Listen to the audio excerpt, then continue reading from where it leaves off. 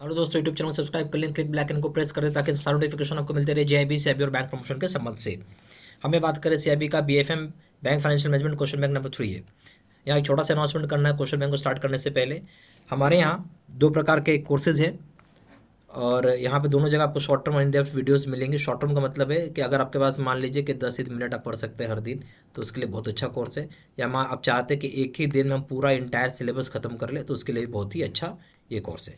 इसको पढ़ने से इतना ही 50% नंबर हंसते खेलते आ जाएगा। सेवन अगर आप इन डेप्थ वीडियो कर रहे हैं तो इसका मतलब ये है कि आप यहाँ पर टारगेट लेके चलें कि आप कम से कम 75% का मार्क्स इसको करने से आप ला पाएंगे। ठीक है, और इसको करने के लिए आपको कम से कम 2 महीने का समय देना चाहिए, तब जाके आपको ये गोल अचीव हो पाएगा। दोनों जगह वीडियो लेक्चर कोर्स है, दोनों जगह केस स्टडी की वीडियो है, दोनों जगह 12,000 क्वेश्चन बैंक है, दोनों जगह 30 मॉक टेस्ट है, दोनों जगह रिवीजन नोट्स है। यहाँ पे जो है वैलिडिटी का अंतर होता है सिर्फ, या 6 महीने की वैलिडिटी और यहाँ पे लाइफ लॉन्ग वैलिडिटी है। पेपर 1 हो एबीएम बीएफएम रिटेल बैंकिंग कोई भी करेंगे दाम 1,000 रुपये, दाम है 1,500 रुपये। एबीएम प्लस बीएफएम करेंगे जो कंपलसरी पेपर जो होता है 1,700 रुपये 2,700 रुपये। कॉमन पे करेंगे दाम है 2,300 रुपये से दाम है 3,500 रुपये। अब आते हैं सवाल के ऊपर। क्वेश्चन नंबर 1 है, which article deals with documents under LC. बोलते हैं इनमें से कौन सा, sorry, which article deals with documents under LC can be dated prior to the date of LC. बोलते हैं इनमें से कौन सा ऐसा आर्टिकल है जो डॉक्यूमेंट्स और अंडर एलसी में डील करता है, डेट जो होता है प्रायर डेट टू एलसी। पहला ऑप्शन है आर्टिकल 14, दूसरा ऑप्शन आर्टिकल 16, तीसरा ऑप्शन आर्टिकल 30, तीसरा चौथा ऑप्शन है आर्टिकल 36।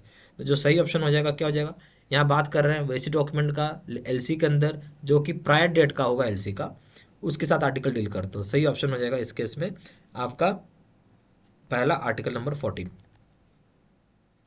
क्वेश्चन नंबर 2 है, which article deals with the amount of the credit about और approximately allowing a tolerance level not to exceed 10% और more to A 10%।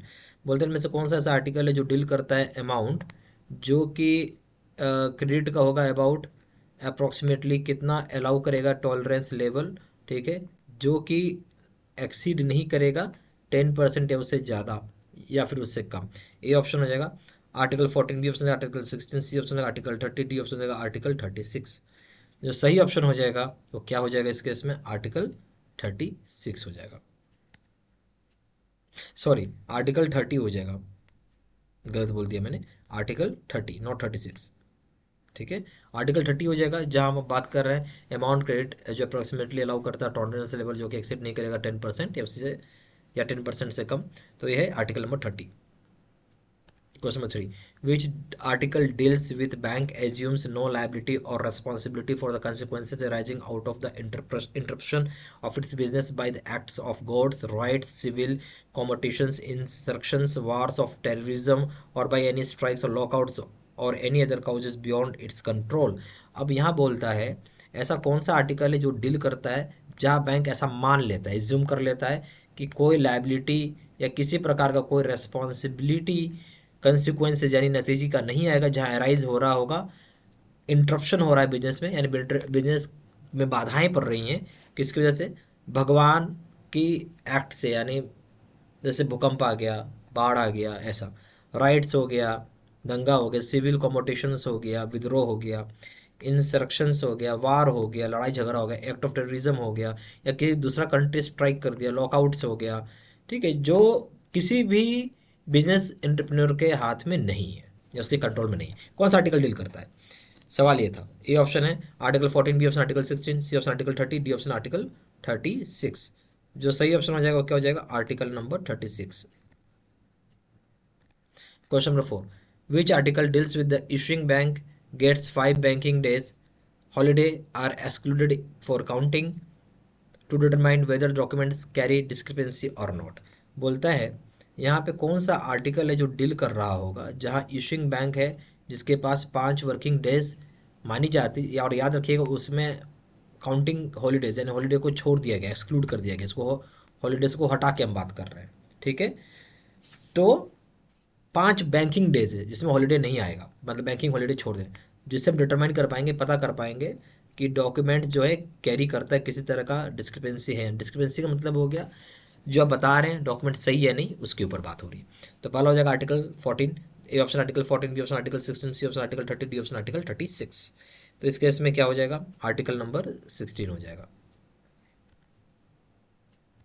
Question number 5, which article deals with the quantity of goods at tolerance level not to exceed 5% more or 5% less.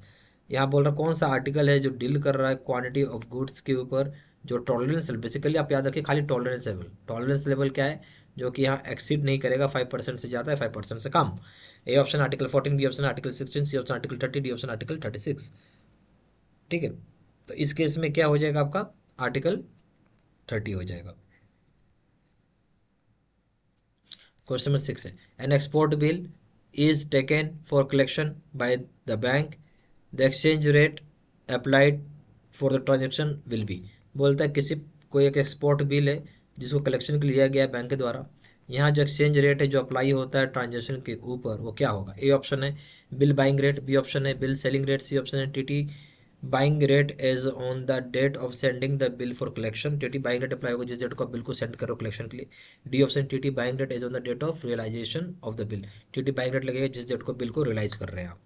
तो क्या option हो जाएगा, जहां बोल रहे हैं export bill को कलेक्शन के लिए भेजा जाता है बैंक के द्वारा, तो सही ऑप्शन हो जाएगा डी, यानी टीटी बाइंग रेट हो जाएगा यहाँ पे जिस डेट को आप रियलाइजेशन कर रहे हो बिल को। ठीक है, question number 7, the material difference between the debentures and bond is, जो बोलता है जो मटेरियल, यहाँ देखिए जो मटेरियल डिफरेंसेज हो जाएगा बिटवीन किसके बीच में, बॉन्ड्स डिवेंचर्स एंड बॉन्ड्स के बीच में, इज क्या है, जो मटेरियल डिफरेंस है डिवेंचर और बॉन्ड में क्या अंतर है दोनों के बीच में वो पूछ रहा है। पहला पॉइंट है debentures are governed by relevant provisions of company law. ठीक है, और दूसरा पॉइंट है यानी डिवेंचर को गवर्न करते हैं बैंक की प्रोविजन, कंपनी की प्रोविजन के हिसाब से। दूसरा debentures are transferable on registration, debentures को हम ट्रांसफर कर सकते हैं रजिस्ट्रेशन के बाद। सी ऑप्शन है, सी पॉइंट है sorry, bonds are negotiable instrument governed by law of contract, bonds जो एक नेगोशिएबल इंस्ट्रूमेंट है जिसको गवर्न किया जाता है लॉ ऑफ कॉन्ट्रैक्ट के तहत। ठीक है, तो इसमें से कौन कौन सा ऑप्शन सही है वो पूछ रहा है आपसे।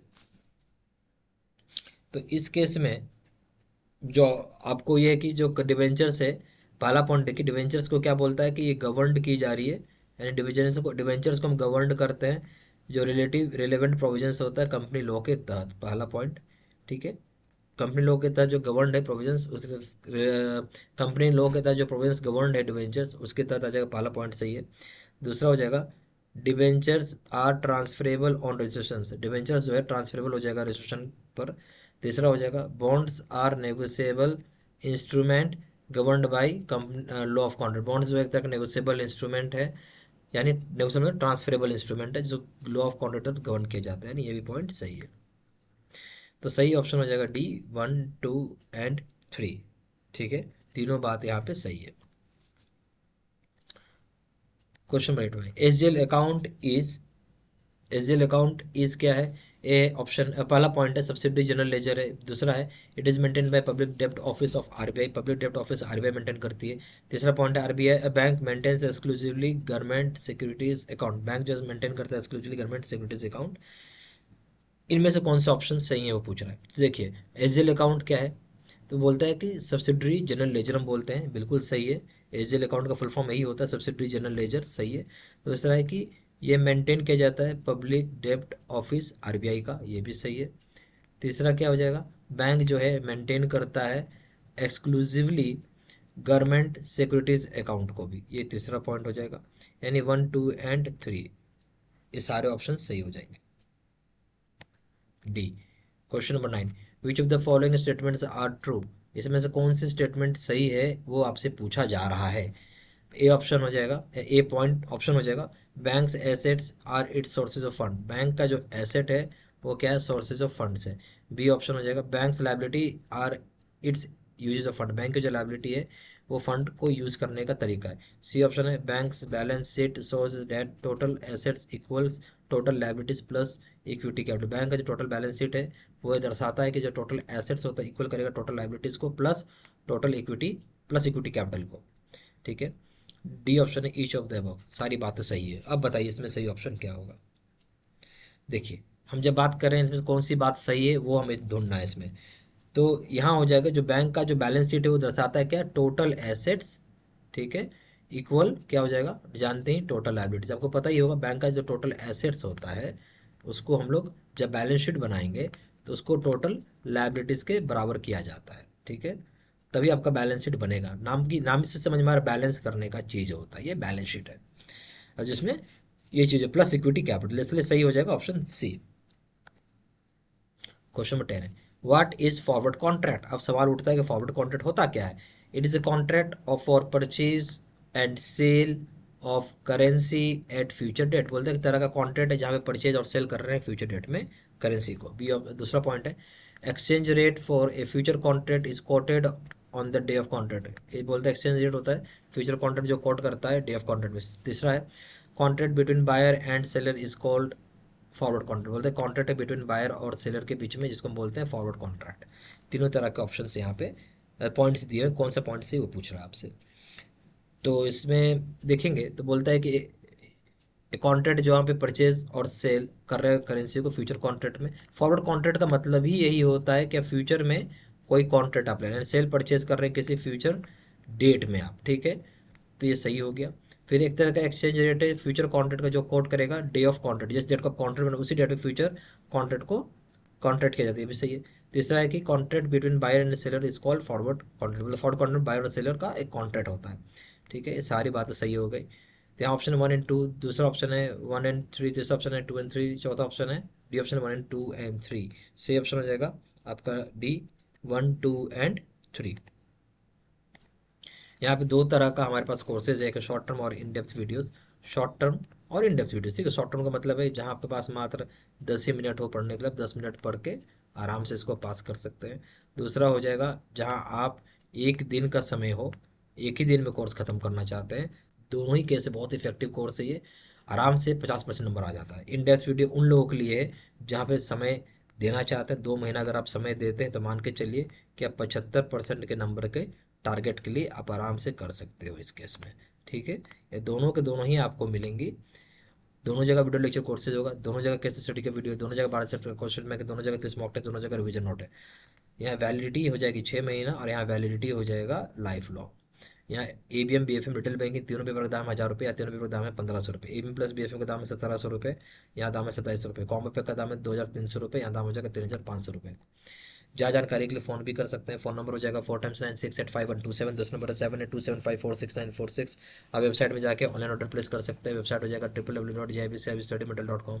ईमेल आईडी हो जाएगा seedsena123@gmail.com। ये सारी इन्फॉर्मेशन मैंने इसी वीडियो के डिस्क्रिप्शन बॉक्स में भी डाल दिया है। Thank you very much.